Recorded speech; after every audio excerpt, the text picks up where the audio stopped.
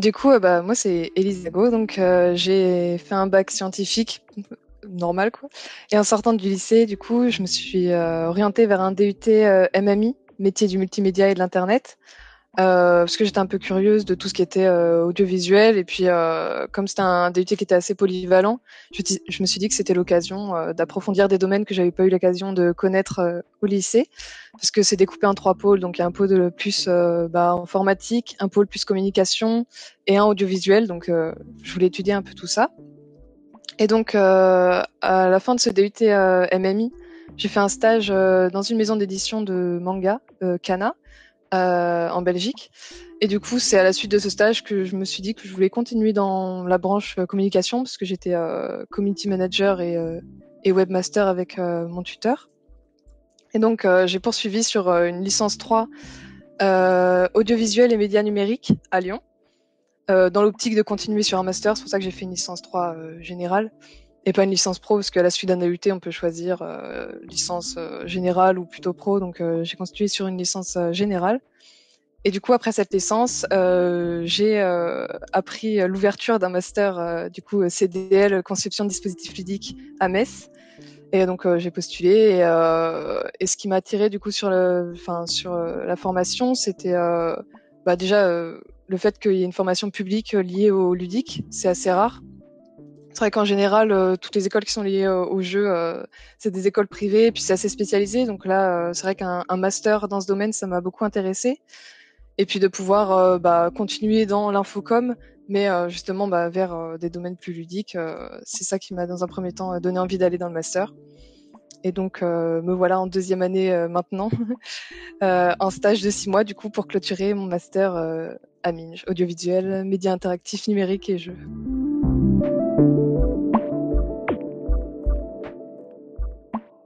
Alors là, du coup, ça va faire presque 2 mois que je suis en stage. Donc, c'est un stage de 6 mois dans 1492 Studios, donc qui est au sein maintenant de Ubisoft Mobile et qui est un studio de jeux vidéo.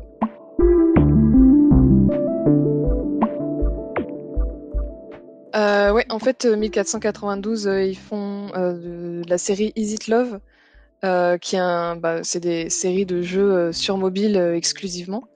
Enfin, du moins pour le moment, c'est exclusivement sur mobile. Et du coup, c'est des visual novels. Donc là, qui se déroulent dans des univers différents. Donc il y a 5 univers qui sont aujourd'hui développés, avec au sein des univers une ou plusieurs histoires qui suivent un ou plusieurs personnages, c'est-à-dire crush entre guillemets, avec qui la joueuse va pouvoir avoir une histoire de romance au sein du jeu.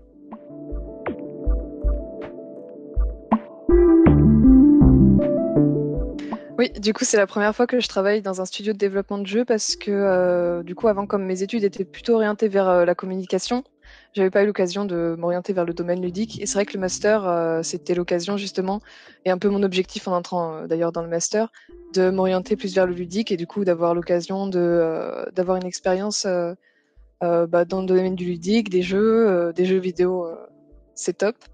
Du coup, oui, c'est la première fois.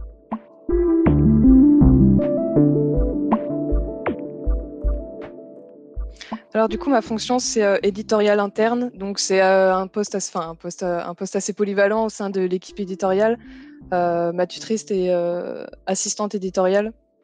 Donc voilà, je suis dans ce pôle édito sous le nom de éditorial interne.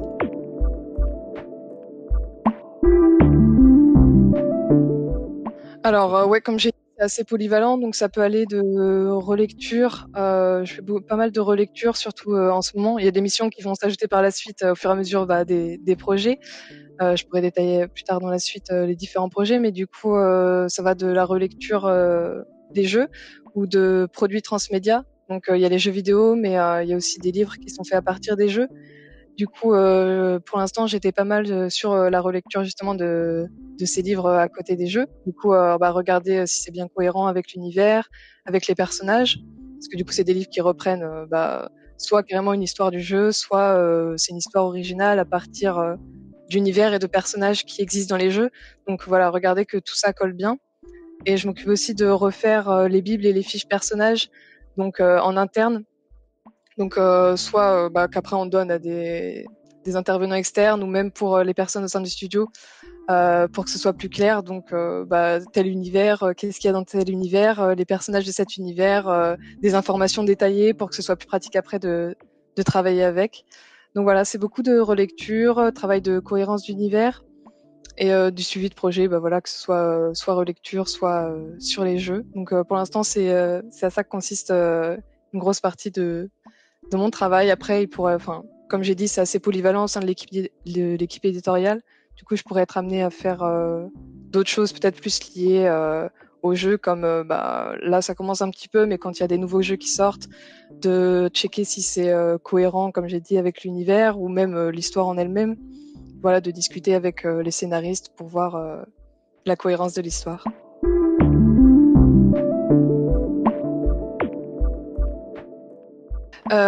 Alors c'est pas vraiment moi qui crée les histoires. C'est vrai que du coup il y a des scénaristes qui s'occupent de créer des histoires et après le rôle du pôle éditorial c'est justement de checker les cohérences, soit avec l'histoire, soit avec les autres univers qui existent déjà et les autres personnages qui peuvent déjà exister.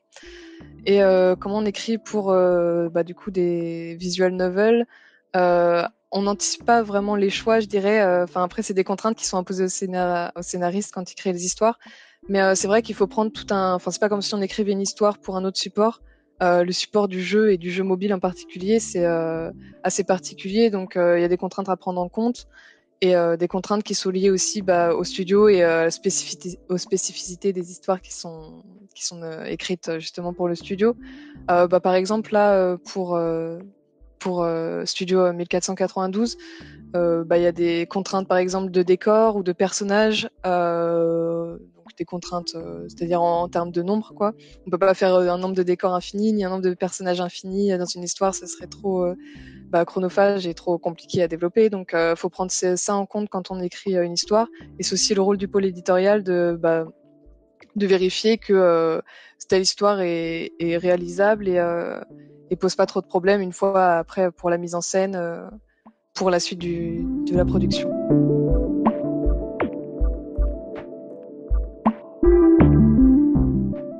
C'est vrai que les études, comme j'ai précisé avant, c'était plutôt orienté communication. Donc c'était dans le domaine de l'infocom, information communication. Et le master, après, il apporte une dimension du coup plus ludique, comme c'était conception de dispositifs ludiques. Mais c'est toujours, c'est vrai que c'est assez théorique. Et puis les projets qu'on monte en classe avec les camarades sont différents des projets qu'on monte après dans le concret. J'ai envie de dire, là pour un studio de jeux vidéo. Ce sur quoi on travaille, c'est des jeux qui vont sortir, que les joueurs vont pouvoir expérimenter. Donc c'est super intéressant aussi de travailler sur des univers, des jeux et des produits transmédia, donc comme j'ai dit, des livres, qui vont être expérimentés par des lecteurs et des vraies joueuses. Donc ça apporte cette dimension-là en plus, plus pratique que théorique, comme on peut le voir dans le master, et plus concrète.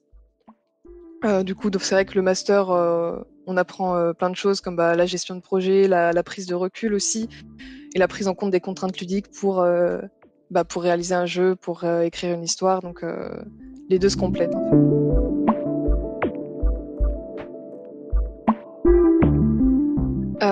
Du coup, c'est vrai qu'avec le master et les compétences qu'on peut y acquérir, je pense qu'on acquiert un certain recul sur les choses. Du coup, c'est vrai que maintenant, quand je regarde et je me penche sur un projet, donc un jeu ou même un projet ludique, quel qu'il soit, j'ai un certain recul par rapport notamment au support. Donc, comme j'ai dit, comme c'est des jeux mobiles, il y a pas mal de contraintes à prendre en compte. Et c'est pas la même manière d'écrire d'écrire un visual novel pour un jeu sur mobile ou un jeu sur PC, par exemple. Donc voilà, cette prise de recul, une manière de réfléchir aussi et d'apprendre aussi de l'extérieur. Donc c'est vrai que le master, en plus de gagner du coup en maturité, comme on fait 2 ans de plus quand même, on apprend justement ces compétences-là qu'on peut après retransmettre au sein du studio. Donc voilà, prise de recul, prise de décision aussi. C'est un peu plus facile de prendre des décisions je trouve qu'en sortant d'un master qu'en sortant des études plus courtes où je sais pas, je me sentirais pas aussi à l'aise. Donc voilà, et pouvoir apprendre et comprendre ce qu'il y a autour de nous et pouvoir ensuite travailler avec.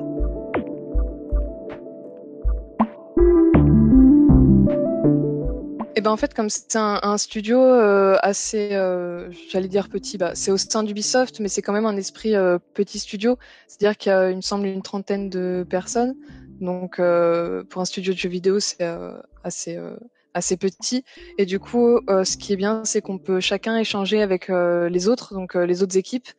Et c'est ça qui est chouette. Et du coup, mon niveau de responsabilité, bah, il y a des projets que je gère toute seule, dans le sens où, par exemple, les projets de relecture, ouais, je vais prendre un exemple concret, des projets de relecture pour des projets transmédia comme les livres, par exemple.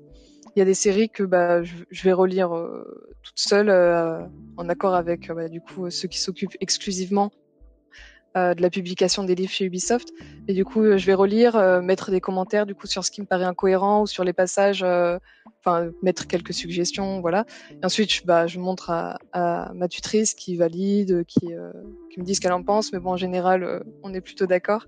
Et après, du coup, je transmets côté Ubisoft. Mais oui, c'est vrai qu'il y a des projets où bah, je relis quasiment seul pour le studio 1492 et des projets après où on travaille vraiment en équipe. Donc même en tant que stagiaire, je veux dire, c'est pas parce que je suis stagiaire qu'on va moins m'écouter ou quoi que ce soit. Donc c'est ça qui est intéressant. On m'inclut aux réunions et aux réflexions et aux sessions de brainstorm. Et ça, c'est ça qui est intéressant aussi. Je peux participer bah, comme quelqu'un du studio, voilà, et donner mes idées tout autant.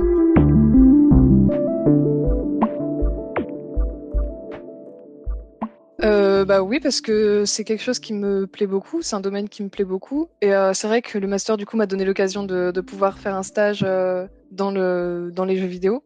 Et donc, c'était un objectif que je m'étais donné en arrivant ici. Donc, c'est chouette de pouvoir. Enfin, moi, j'aimerais beaucoup poursuivre là-dedans. C'est un domaine que j'aime beaucoup.